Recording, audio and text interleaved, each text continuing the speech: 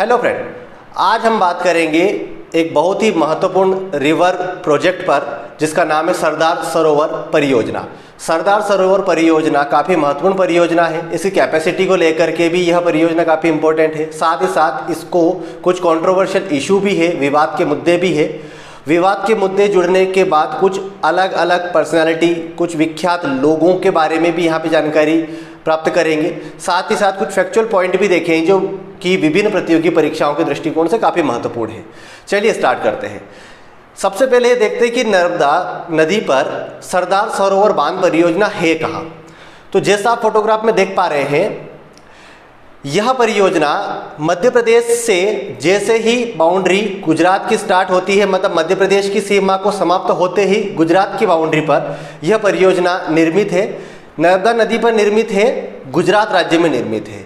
ठीक है, जैसे कि नर्मदा नदी मध्य प्रदेश के अमरकंटक से प्रवाहित होती है, फिर यह मध्य प्रदेश के बाद महाराष्ट्र बॉर्डर पे होती हुई गुजरात बॉर्डर पे, और गुजरात के बाद यह पूरे संपूर्ण गुजरात में प्रवाहित होती है।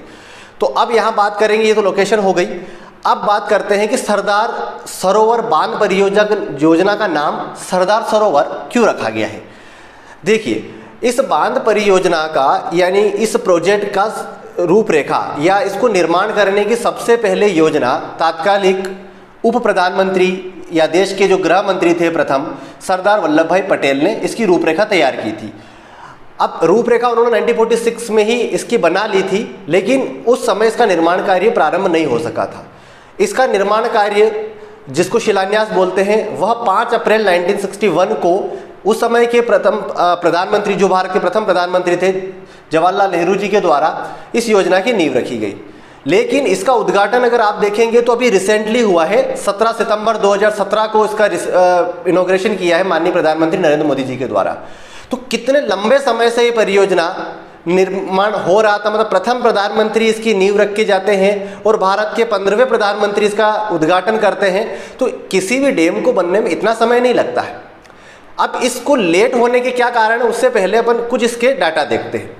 ये डैम वर्ल्ड का सेकंड लार्जेस्ट डैम है कंक्रीट ग्रेविटी टेक्नोलॉजी के लिहाज से, मतलब गुरुत्वीय बांधों के लिहाज से ये विश्व का दूसरा सबसे बड़ा डैम है। पहला डैम है ग्रांड कोली डैम, जो कि संयुक्त राज्य अमेरिका में है। अब इस डैम की कुछ फैक्ट देखते हैं कि इसकी ऊंचाई जो है, अगर बिल्कुल निचले पाए से, मतलब स्तंभ से देखें तो ये 163 मीटर इसकी हाइट है। लेकिन जो जल भरण क्षमता है, जहाँ तक जल भरा जाता है, उसको लेकर के बड़े कंट्रोवर्शियल इशू आए हैं। मैं 2 आपको पॉइंट बताता हूँ। जो डाटा है, 121.92 मीटर जल भरण क्षमता को लेकर के कुछ लोग आंदोलन कर रहे हैं, उनके तर्क देखेंगे।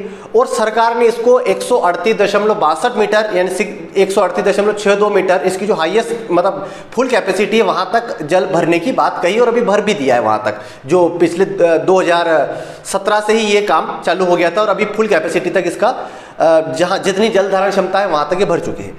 तो विवाद कहाँ हुआ ये देखते हैं। देखिए, ये जो प्रोजेक्ट बना था तो इसकी कैपेसिटी अपन देख रहे हैं कि मतलब जल धारण क्षमता भी बहुत ज़्यादा है, हाइट भी बहुत ज़्यादा है। वर्ल्ड का सेकंड लार्जेस्ट प्रोजेक्ट है, डैम है। वर्ल्ड बैंक के फाइनेंस से काम हुआ था, लेकिन जैसे कंट्रोवर्सी इसके अंदर इन्वॉल्व हुई, वर्ल्ड बैंक ने फाइनेंस का रोक दिया। इस कारण से लेट नहीं हुआ। कभी ऐसा हो सकता है कि भाई इकोनॉमिकल इश्यू से इससे लेट नहीं हुआ। प्रॉब्लम कहाँ हुई कि भाई 1961 में तो इसका शिलान्यास हो गया, काम चालू नहीं हुआ। जैसे इसका काम चालू हुआ, बहुत समय बाद 1979 में जाकर के कुछ रूपरेखा बनी कि अब इसका काम चालू किया जाता है। तभी से इसके ऊपर मतलब अलग अलग लोगों ने विरोध स्टार्ट किया। फिर 87 में इसकी नींव रखी गई। तो 87 मतलब नींव क्या, मतलब काम स्टार्ट हुआ। नींव तो जवाहरलाल नेहरू जी ने रख दी थी 5 अप्रैल 1961 को। काम शुरू हुआ 1987 में जाकर के। अब जैसे ही काम शुरू हुआ, विरोध और ज़्यादा बढ़ गया। अब विरोध क्यों बढ़ा उसको देखते हैं। आप इमेज में देख पा रहे हैं कि जो सबसे ज़्यादा इसका जो रिजर्वायर आप देखिए, ये बांध निर्मित है गुजरात में, लेकिन इसका जो जल भरण क्षेत्र है, जिसको कैचमेंट एरिया बोलते हैं, बैकवाटर एरिया बोलते हैं, वो पूरे मतलब जितना भी एरिया उसका 95% से ज़्यादा एरिया, पूरा 88,000 स्क्वायर किलोमीटर का बैकवाटर एरिया है इसका, जिसमें भी 95% से ज़्यादा एरिया मध्य प्रदेश के अंदर आता है। अब जैसे डैम में जो ये कौन कौन से राज्य सम्मिलित, जरा उनको देख लेते हैं। ये बहुउद्देशीय परियोजना है और 4 राज्यों की संयुक्त परियोजना, इसको ज्वाइंट प्रोजेक्ट है 4 राज्यों का।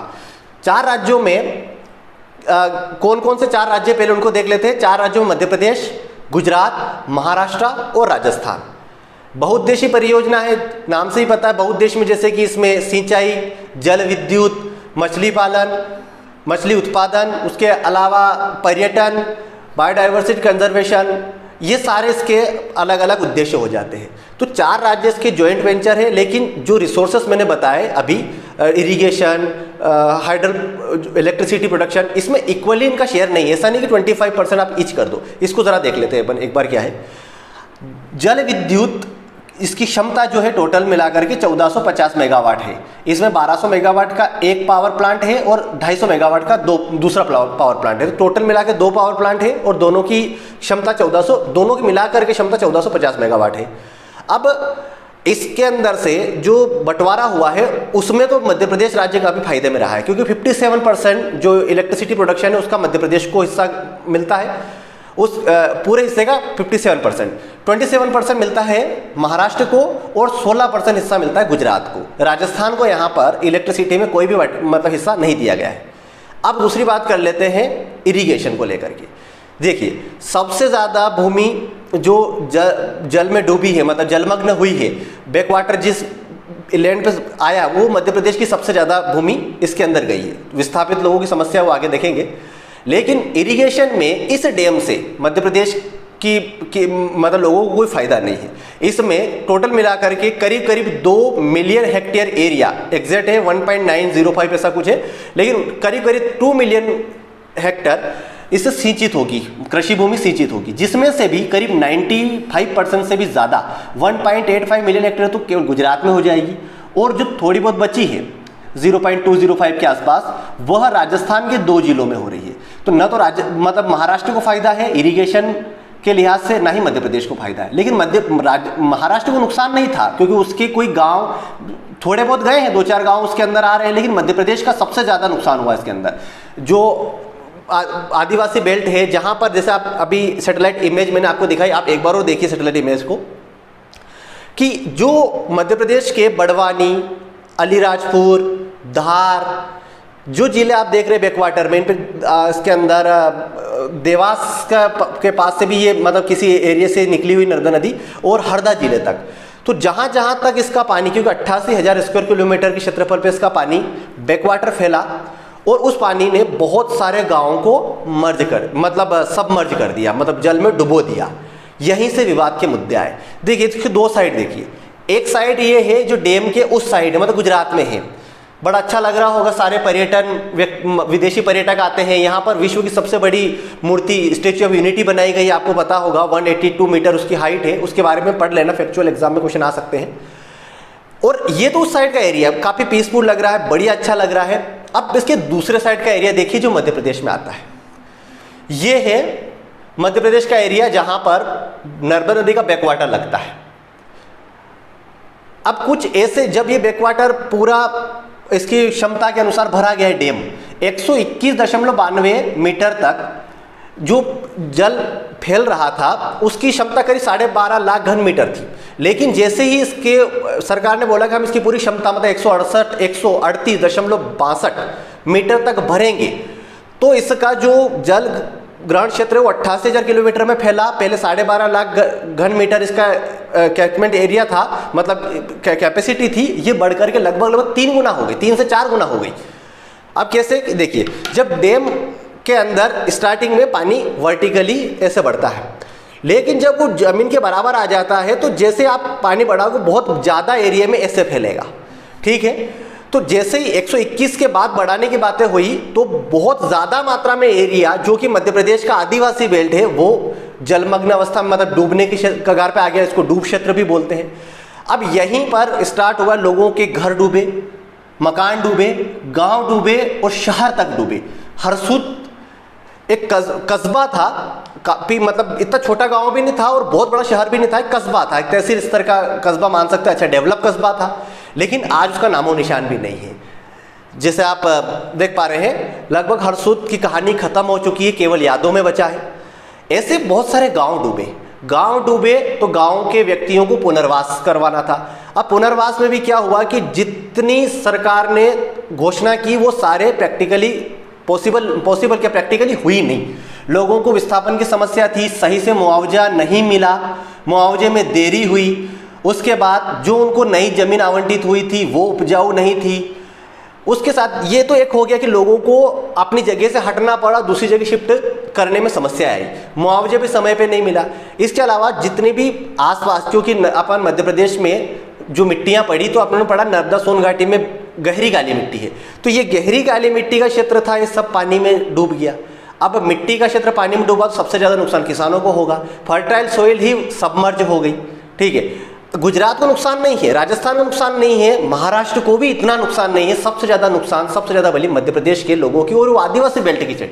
अब आदिवासी लोगों में आप देख सकते हो कि भाई इनका सामाजिकरण भी इतनी बराबरी लेवल पे नहीं है। अभी भी शासकीय कार्यालयों में जाने में लोग बहुत ज़्यादा संकोच करते हैं, एक संकोच की भावना इनके मन में रहती है। अपने मन में भी अगर आप समझिए कि जब भी जिलाधीश के कार्यालय में किसी काम से अगर आपको जाना पड़े तो थोड़ा असहज महसूस होते हैं। तो जरा उनकी बात करिए, और ये 1990-95 की बात करिए कि उस समय जब ये प्रोजेक्ट चल रहा, तभी पुनर्वास पुनर्स्थापन के कार्यक्रम चलाए जा रहे थे।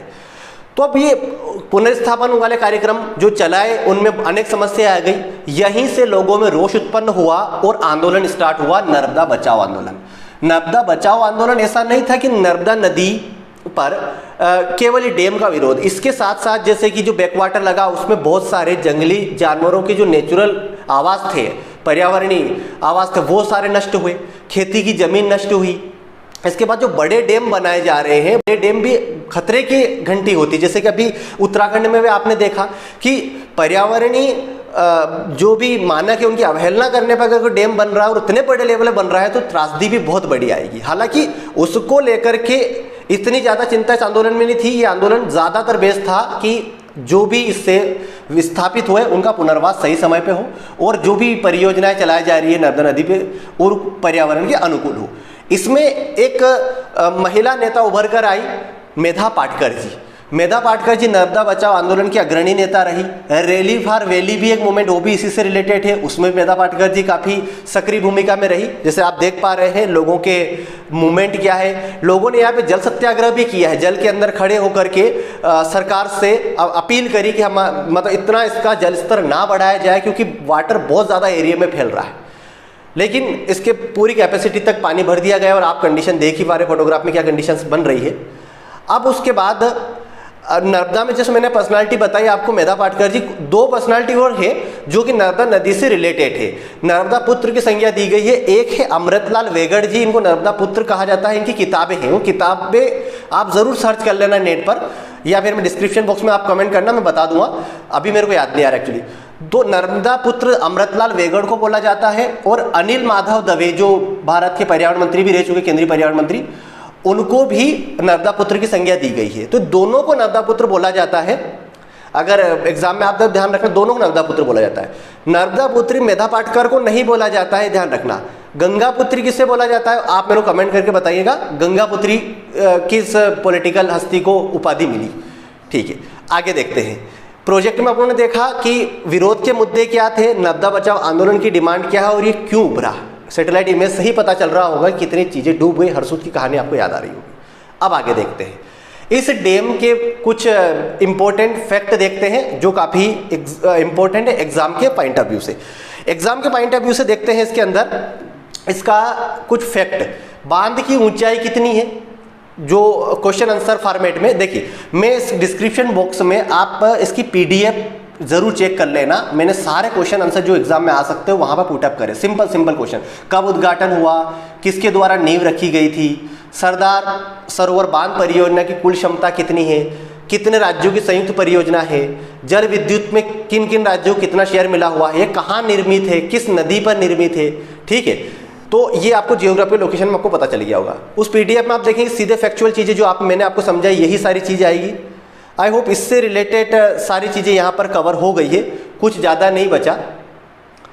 आप PDF देखेंगे तो रेस्ट ऑफ जो चीज़ें कुछ अगर छूट भी गई होगी, फैक्चुअल चीज़ छूट गई होगी, वो एक बार आप पढ़ोगे याद हो जाएगी। ठीक है, आज की इस वीडियो में इतना ही। डिस्क्रिप्शन बॉक्स में भी आप चेक कर लेना और चैनल को सब्सक्राइब करके प्लेलिस्ट पे जरूर चले जाना, क्योंकि वहाँ पे MPG के, जियोग्राफी, पॉलिटी सारी लेक्चर जो काफ़ी मतलब GK के हिसाब से, कॉम्पिटिटिव एग्जाम के हिसाब से ही अपलोड कर रखे, आप जरूर उनको चेकआउट करिए। ठीक है, थैंक यू वेरी मच।